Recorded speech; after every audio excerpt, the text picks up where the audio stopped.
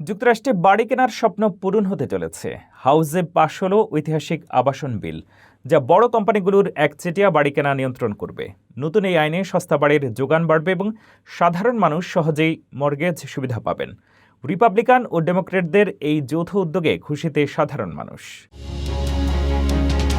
যুক্তরাষ্ট্রে আবাসন সংকট দীর্ঘদিনের এক অমীমাংসিত সমস্যা, যা সাধারণ মানুষের সাধ্যের বাইরে চলে গেছে। এই সংকট নিরসনে একটি ঐতিহাসিক পদক্ষেপ নিয়েছে মার্কিন আইনসভা। বুধবার হাউস অফ রিপ্রেজেন্টেটিভসের দ্বিপক্ষীয় সমর্থনে পাশ হয়েছে 21st century road to housing act. 396-13 ভোটের বিশাল ব্যবধানে পাশ হওয়া এই বিলটি এখন কয়েক দশকের মধ্যে সবচেয়ে বড় আবাসন সংস্কারের সম্ভাবনা তৈরি করেছে। এই বিলের মূল লক্ষ্য হলো সাধারণ মানুষের জন্য বাড়ির যোগান বাড়ানো এবং দাম নাগালের মধ্যে রাখা। এটি মূলত 4টি প্রধান দিক নিয়ে কাজ করবে। 1. নতুন ঘর নির্মাণের জন্য ঋণের পরিধি বাড়ানো। 2. স্থানীয় পর্যায়ে ঘর তৈরির অনুমতি বা পারমিটিং প্রক্রিয়া সহজ করা। 3. কম খরচে ম্যানুফ্যাকচার্ড বা ফ্যাক্টরিতে তৈরি বাড়ির প্রসার ঘটানো। 4. একক পরিবারের বাড়িগুলোর ওপর ওয়াল স্ট্রিটের বড় বিনিয়োগকারী প্রতিষ্ঠানগুলোর আধিপত্য কমানো।